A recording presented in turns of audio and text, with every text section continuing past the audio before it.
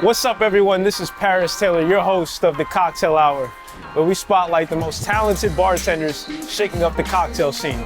Today, we're at Nothing Really Matters. We'll be meeting with lead mixologist Cyllan Hicks at the self-proclaimed greatest cocktail bar in the universe. It's Cocktail Hour. Let's go see what Cyllan is making at the bar.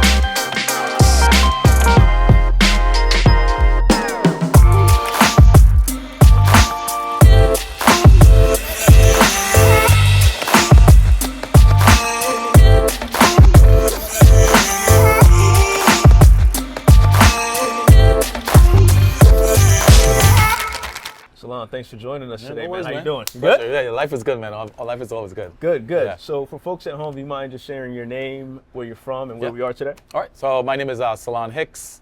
We're at Nothing Really Matters, the greatest cocktail bar in the universe.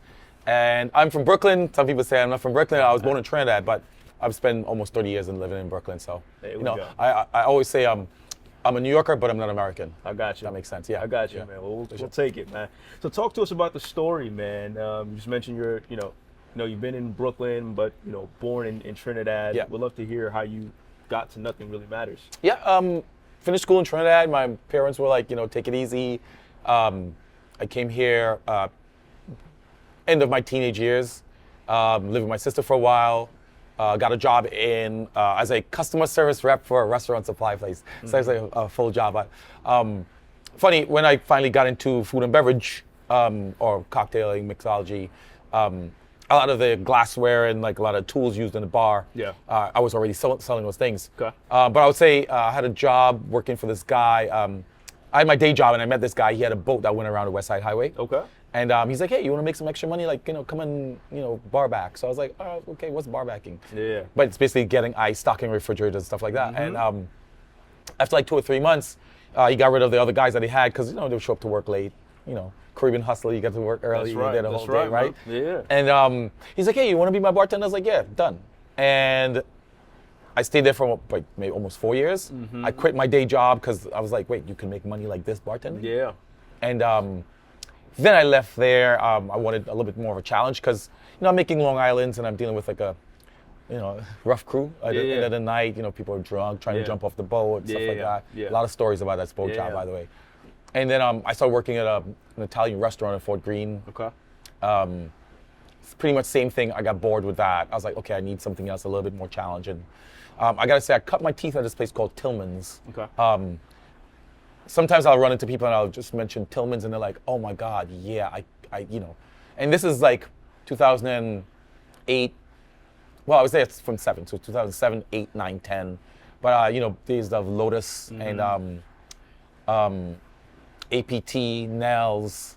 Nightlife in New York City was really nice before 2008. So I started, I always, one guy I always think about, Shin. So he was a part of the Angel Share, which was a pretty big cocktail bar for a long time, and B Flat. So I trained under him for a year. Okay. So I do have this Japanese way of working as well as my manic way of working. Nice. Left that. I was the ambassador for Mount Gay Rum for a little while. Okay. Now I'm the ambassador for El Dorado Rum. That's out of Guyana, which is pretty fun. I'm a rum guy. Yeah. And then, so Adrian and I, the owner of Nothing Really Matters, he used to own a place called Grand Banks. He was a partner there. Yep. And all of 2021, after COVID, obviously no one's working. I started, doing some stuff in Prospect Park. A lot of people, those who know. So I was making some rum punch and selling in Prospect Park and Fort Greene Park. Yeah. And I created this little company called Punch in the Park, where I'd go in the park an hour on a Saturday, an hour on a Sunday. Yep. Then these folks threw this party called The Layout. Yep. I was doing pretty well. So then I traveled 2021 and I had 2 different friends keep reaching out to me, hey, I need to put you in touch with this guy. Mm-hmm. I was like, all right, cool. I was contemplating if I wanted to get back into bartending. Got it. A lot of my peers, they, started families and moved out of New York City. A lot of folks moved upstate New York. Easier going in life because working nightlife tends to be long hours. Yep. We call it the other 9 to 5, right? 9 p.m. till 5 a.m. Yeah. For folks who work like everyone else works on day jobs, we call them day walkers. Yeah. Night walkers. Yeah, so we're night walkers, exactly. Vampire life. Exactly. And then so Adrian reached out to me. I actually was on a trip in Trinidad with my family, and he's like, "Hey, I'm opening this really cool space. Some people recommended you to me." I'm like, "All right, cool." And I came down into the subway station, and I was like, "Where am I?" Yeah, I was like, "What?" And we hit it off. And New Year's Eve, 24 going to 25 will be 3 years. We've been doing this job. So yeah, I'm the head mixologist here, but I tell folks I'm a bartender. Yeah. You don't drink alcohol, no problem. Yeah. You want a vodka soda? I'm gonna pour that for you. Yeah. Glass of wine, a beer, whatever. Yeah. I'm here to make sure people are taken care of. Gotcha. So you mentioned you do have an affection for rum. Yeah, I do. Talk to us about overproof rum. How much of that is infused in your cocktail selection and your ingredient list, and like what it is overall. Yeah. Well, overproof rum is anything over 40% ABV, right? Alcohol by volume. Yeah. I'm from Trinidad again. I'm going to keep saying that. You're going to hear that a lot. But the overproof rum we use in Trinidad is called Punchin. Okay. And that's like Bacardi 150, 151 for a lot of folks. Yeah. One of my favorites, two of my favorites, I do like dark overproof rum as well, and one is Smith & Cross. And then El Dorado Diamond Distillers, they have one, it's just it's Diamond Dark 151. Yep. And I like using that on a lot of my cocktails. The rum punch I have here has punch in it. Christmas time is around the corner, a couple weeks. In Trinidad, we make something called punchin. Okay. No, sorry, not punchin, punch of cream. Yep. And that's condensed milk, evaporated milk, overproof rum. So I've been making a bunch of that I have a bunch of requests already, people asking for that. So, okay. But yeah, like usually I drink punchin and coconut water. Yeah. When I travel. So. I like that. I like that, man. All right, so outside of cocktail making, mixology. Yeah. Getting off the one train here and, and coming to work. What are some of the things you like to do outside of the office? So I'm a big football fan, soccer to the Americans. Yeah. I played since I was a kid. I played in Prospect Park for a long time. I played pickup games from East River to Chelsea Piers to Brooklyn Bridge Park. Okay. I play FC 25 now, so I play FIFA on video games. I saw someone talking on Twitter the other day. I said, if you're over a certain age, you shouldn't be playing video games. But for me, I get out of work, that's a little bit, decompressing a little bit, quiet the mind away from. I'm a big nerd, so I love museums, I love history. Okay. Yeah. I do like going to lay out in the park. Okay. I'm a little bit of a loner sometimes because, working in nightlife for such a long time, I'm 20 plus years in the game. I try to be away from people sometimes. Yeah. And, it's just, it's energy recharging, right? Sit out in the sun, go to the park, just relax a little bit. And I mean, your job is to stand around interacting with folks the whole day. Yeah. So I get that, man. All right. So before we transition into our next segment about the bar and where we are and the history of it, we have a segment called Cocktail Hour. Yeah. All right. 3 drinks here. We'd love for you to pick one, walk through the ingredient list, and sort of the story behind the cocktail. Yep. Which one you got? All right, we're going to start with the rum cocktail first. Okay. This is the hibiscus daiquiri.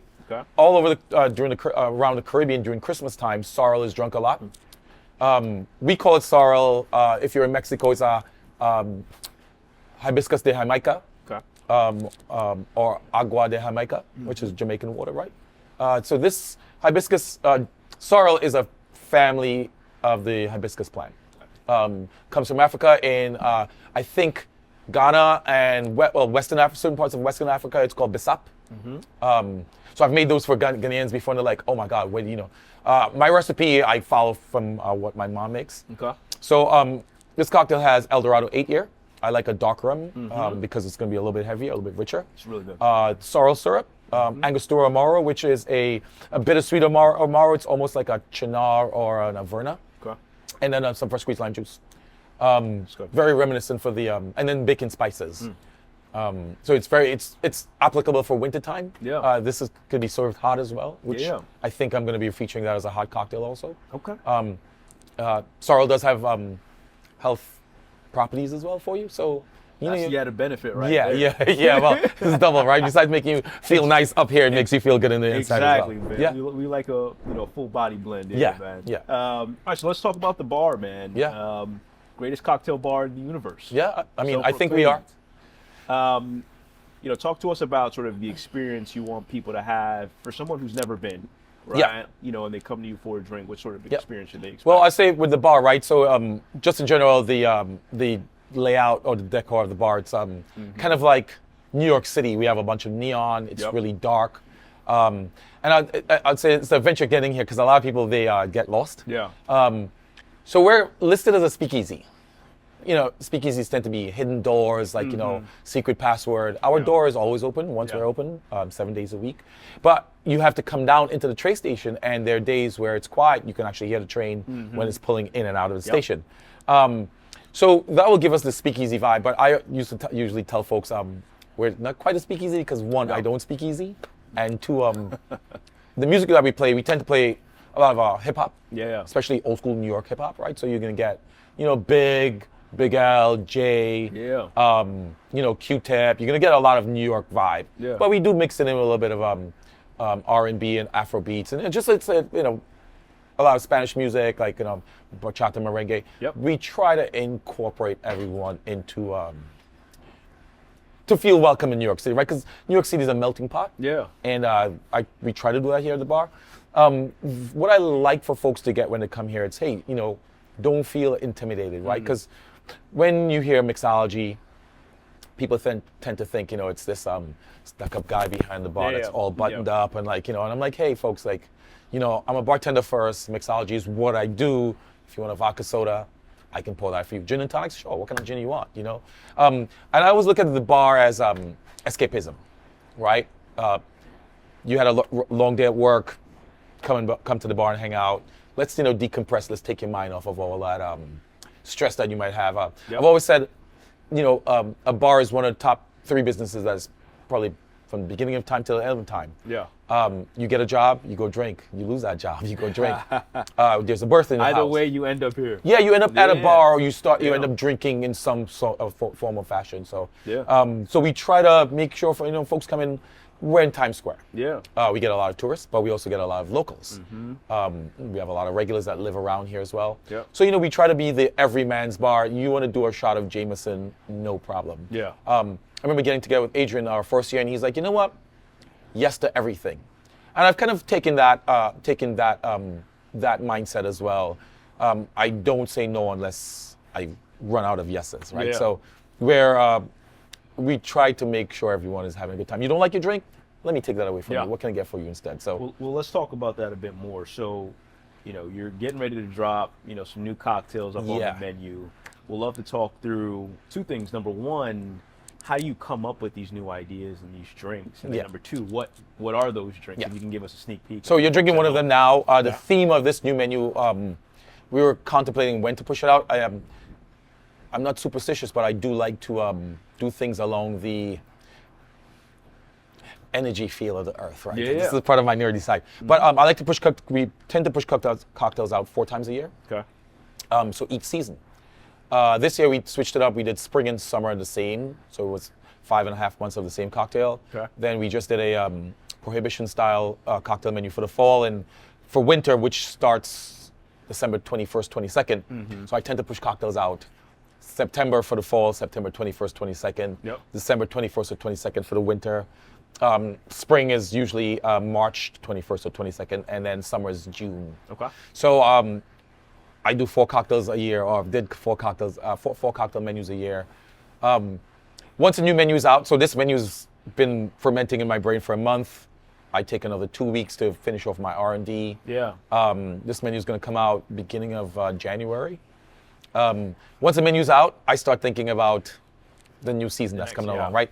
So I come up with the profile I want to go with, or the theme, or profile and theme. Then I start formulating, and this is all done in my head, right? Because then I know I'm trying different flavors, and then I'll probably do R&D, like I said, for a week or 2, because I already formulate the specs even in my head.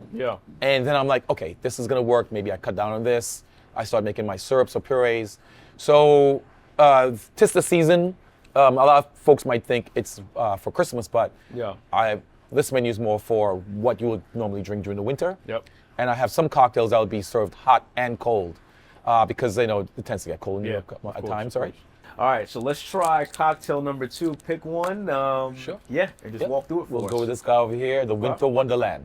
Got it. So, you know, the menu is going to be Yeah, so the theme of the menu is tis the season. Yeah. So it's for the winter season. Good. This is vodka, mint, lemon, topped with kava, and then there's going to be a bit of a peppermint syrup in there. Yeah. So for the visuals, it's the crushed peppermint around the rim, and then peppermint syrup on the inside. So it's very reminiscent of Christmas, Yeah. but also the winter time peppermint tea. I like it. Yeah, and whenever I make a cocktail, like a vodka cocktail, I tend to think about the ladies. Yeah. Because they always want to take a picture or a selfie of the cocktail themselves. So that also helps us when it comes to like social media and stuff like this. So Sure. these are the things that I always got to think about whenever Yeah. I'm doing a cocktail. Gotcha. I also like it. I will drink this from time to time. Oh, yeah? Yeah, I will. Yeah. Yeah. So back to what you asking me about, like how I come up. So I try to add a lot of like mental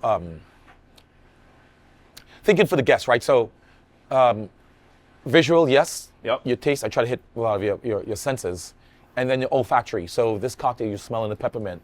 So you're seeing it, you're tasting it, you're smelling it, right? Gotcha. And then scent and memory goes hand in hand. Yeah. So I always try to create some sort of emotional bonding with the drinking. I like that. Which also goes with the experience that you're having. Yeah. You probably might be with like, your lady friend or your homeboy or a family member who you live in New York and they're from Kansas. Oh, let me take you to a great place, right? So I try to like add all these like different small little elements that I don't know if other people think about it, but kind of like that's what I try to tap into, the emotional sense of people. Yeah. I like that. The senses. Yeah, That's good. senses, yeah. All right, so here at Cocktail Hour, man, we like to do something called a speed round. Yeah. And ask you a ton of questions. Yeah. You got 5 seconds to answer each. Okay. Right. I won't hold you to it. No pressure. Let's go. Yeah. But you ready for it? Yeah. All right. So, sweet or bitter drinks? I like tonic, so Okay. it's like drink champs, right? I'm down the line, bitter and sweet. I Okay. don't know if that makes sense. Bittersweet. Yeah, bittersweet. Yeah. Favorite bar in New York City for date night? I have a few. One, it all depends on the date, right? Yeah. If I want to go low end, it's like I love happy hour. Yeah. I love Mother's Ruin. Okay. I do love Tiki Chick. Their happy hour is pretty good, and they have one of the best fried chicken sandwiches in the city. Okay. That's good to know. If I want to do, I've spent a couple of birthdays hanging out at Employees Only. Okay, They make yeah. a great steak tartare. Yeah. PDT. I know it's a run of the regular cocktail bars. Where I live in Brooklyn, Weather Up. Okay. It's been a bar I've been going to since they opened. Okay. Yeah, those are like some of my favorites. Okay. And what about if you got some friends or some homeboys in town? Where are you taking them? If they're visiting from out of town and they want to party at night, like we're not going there for cocktails. We're going there for like shots of tequila, beers. Okay. I would say Monarch. It's a really nice rooftop. Yeah. Especially if they've never been to New York City before. It's in Herald Square, well, around Macy's. Yeah. And you get a really nice shot of the Empire State Building there, so great photo ops. And then there's also the Four Seasons downtown. I can't remember the name of the bar upstairs, but if you want to like ball and spend some money and Yeah. have a really good view, that cocktail bar as well. I think it's down on Christie. Okay. Yeah, pretty fire. Okay. I like it down there, yeah. All right. And this one I think I already know the answer to, but I'm gonna ask it anyway. Rum, vodka, or gin? All depends. I'm gonna sip. Yeah, all depends. Okay. Again, if I'm drinking happy hour, Yeah. or if I've traveled quite a bit. If I'm traveling, a gin and tonic. You cannot mess up a gin and tonic. Yeah. And I love gin and tonics because it's cheap. Yeah. People are like, oh yeah, like my friends are always like, yo, dude, you drink well. I'm like, I'm not picky. It's a gin and tonic. It's $7, $8. If I'm sipping something, I'm definitely sipping rum. Okay. But funny enough, my favorite thing to drink, especially if it's an open bar, like champagne. Okay. Like that, I will choose champagne Yeah. over rum even. Okay. If I have to like, oh yeah, what do you know? Perrier Jouet La Fleur Rosé. It's a rosé champagne. Yep. Light green bottle, white flowers. I can drink quite a bit of that. Okay. Yeah. All right, man. It's cocktail hour. Let's try the last drink. All right, yeah. The Last finale, cocktail. man. What we got? This is called Cloak and Dagger. Well, obviously we smoke this a lot, but so again, staying with the winter theme, this is a clove maple syrup.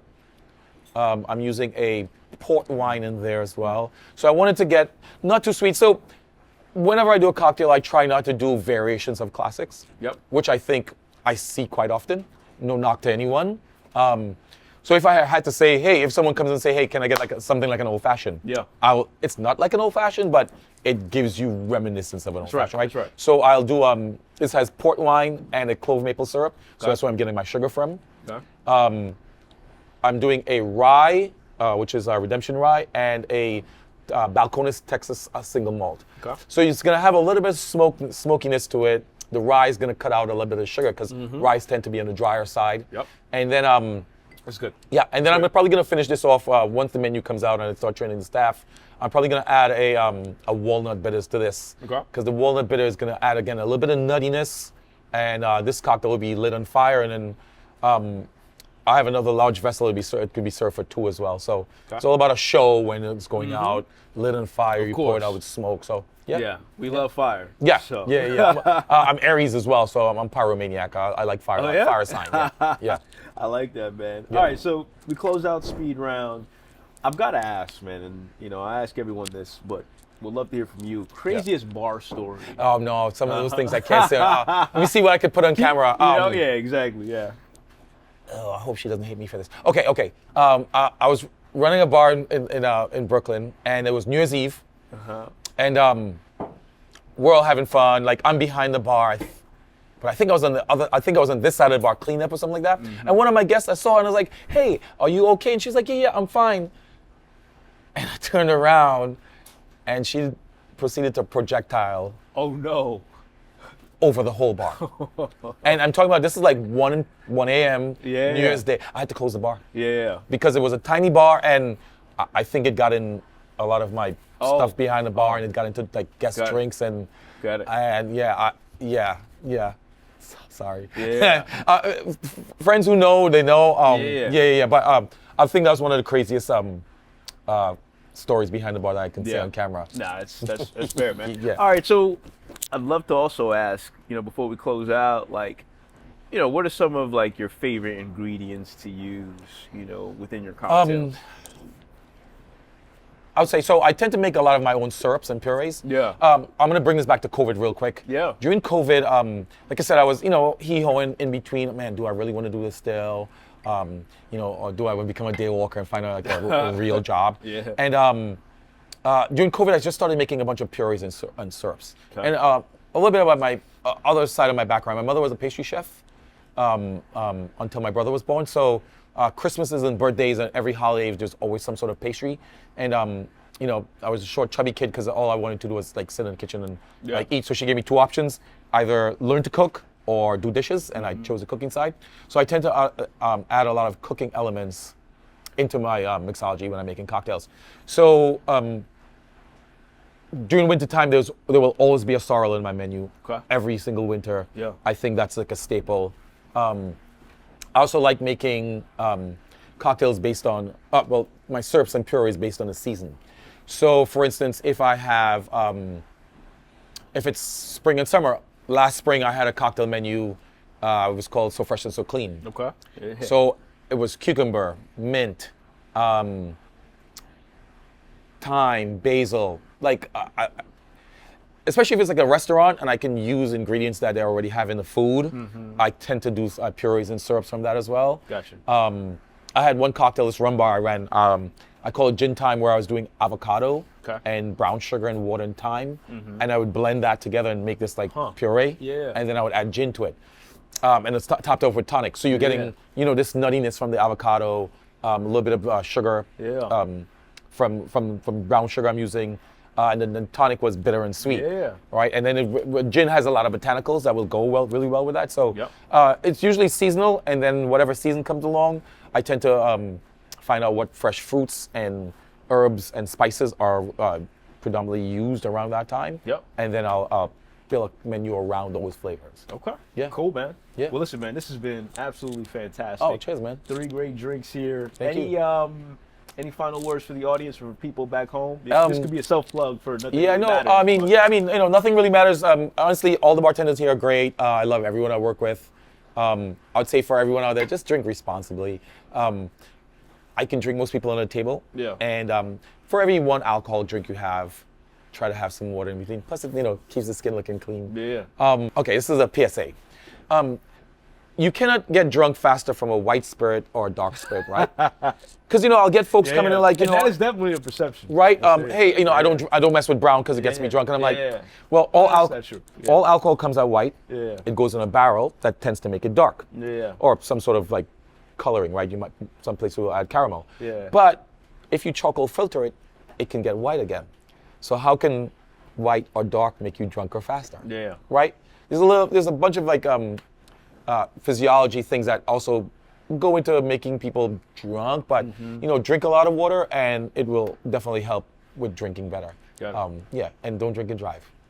Absolutely. Yeah. All right, man. All right, listen, Wow. pleasure. Thank you for coming by, and hopefully you guys will come by one day and sit down and have some cocktails with us. Absolutely, man. Yeah. All right. Cheers. Thank you. All right.